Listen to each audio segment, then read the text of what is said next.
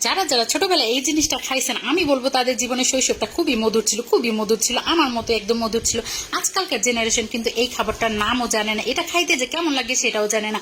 আগেকার দিনের কথা মনে পড়লে এখনো মনে পড়ে যে গ্রামের আশেপাশে পাড়া মহল্লায় বাড়ির আশেপাশে প্রতিদিন দুই একজন ভাঙ্গারিয়ালারা নিয়ে আসতো এগুলা, আর বলতে এই কটকুটি নিবেন কটকুটি নিবেন। তো মানুষজন কি করতো, ভাঙাচুরা বা বোতল, খালি বোতল এগুলা নিয়ে কিন্তু এই কটকুটি কিনতে চলে যায়। তো আবার অনেক সময় যাদের কাছে ভাঙাচুরা না থাকতো তারা কিন্তু টাকা দিয়েও এই জিনিসটা কিনতে পারতো। মানে প্রতিদিন মানুষের এইটা খাওয়া চাই চাই এরকম একটা বিষয় ছিল।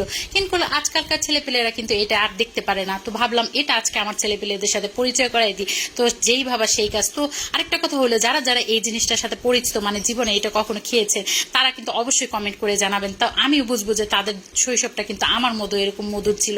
যাই হোক, সেই জন্য কিন্তু আমি একটা পাত্রের মধ্যে প্রথমে 2টা কাগজ দিয়ে আর বেশি পরিমাণ একটু তেল দিয়ে সুন্দর মতো মাখাজাকা করে রেখে দিয়েছি।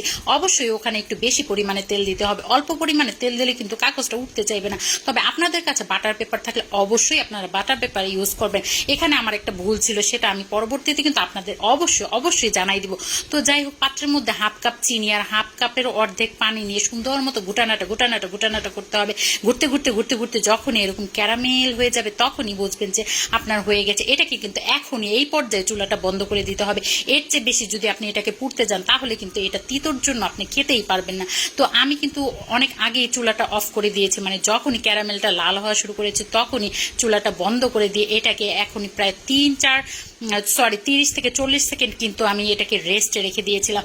তারপর কি করতে হবে, এটার মধ্যে 1/2 টেবিল স্পুন বেকিং সোডা মানে খাবারের সোডা দিয়ে সাথে ঘুটানাটা করতে হবে। একদমই ঘুটানাটা থামানো যাবে না। আর ওদিকে প্লেটটা যে রেডি করে রেখেছিলাম ঠাস করে সেই কড়াই থেকে এটাকে টপ জলদি করে ফেলে দিতে হবে। মানে একটু দেরি করা যাবে না, একটু সময় নষ্ট করা যাবে না। এটাকে কিন্তু নাড়াচাড়া করার কোনো দরকার নেই, হাত দিয়ে ধরারও দরকার নেই। এটা কিন্তু একাই এটা শেপে চলে যাবে, মানে এটা একাই ফুলবে, আবার একাই এটা শেপে চলে যাবে। দেখতেই পাচ্ছেন কত সুন্দর করে ফুলে গিয়েছে। এটা যে দেখতে কতটা লোভনীয় হচ্ছে, আর আমার তো তরই হচ্ছিল না যে কখন হবে আর কখন খাবো। ঠিক আছে, তো আমি প্রায় 30-40 মিনিট পর যখন এটা ঠান্ডা হয়ে গেছে এটা তখন ভেঙে দেখাচ্ছি। দেখতেই পাচ্ছেন ভিতরটা কতটা সুন্দর হয়েছে, জালি হয়েছে, তাই না? এটা কিন্তু খাইতে সেই রকম মজা। তো আগেকার দিনে মানুষ যারা এটা খাইছে তারা এটার একমাত্র স্বাদ বলতে পারবে। এখনকার মানুষেরা কিন্তু এটা বুঝতেও পারবে না, খেতেও পারবে না যে এটা খাইতে কেমন লাগে। তো যারা যারা এটা বানাইতে পারেন তারা অবশ্যই বানাইয়া আজকালকার ছেলেপেলেদের সাথে পরিচয় করাই দিবেন। আমাদের সময়কার এই জাতীয় জিনিসটা যদি আজকালকার ছেলেপেলেরা না জানতে পারে তাইলে কি হবে বলেন? তো আজকের রেসিপিটা কেমন লাগলো বাসায় অবশ্যই ট্রাই করে আমাকে জানাবেন। তো সবাই ভালো থাকবেন, সুস্থ থাকবেন। আর সবাইকে একটা রিকোয়েস্ট করি, সবাই কেন আমাকে একটু ফলো করে দেয় না? ফলো করতে কি কষ্ট লাগে ভাই? কষ্ট লাগে না, একটু ফলো করে দেবেন। আর সবাই ভালো থাকবেন। ধন্যবাদ। আসসালামু আলাইকুম।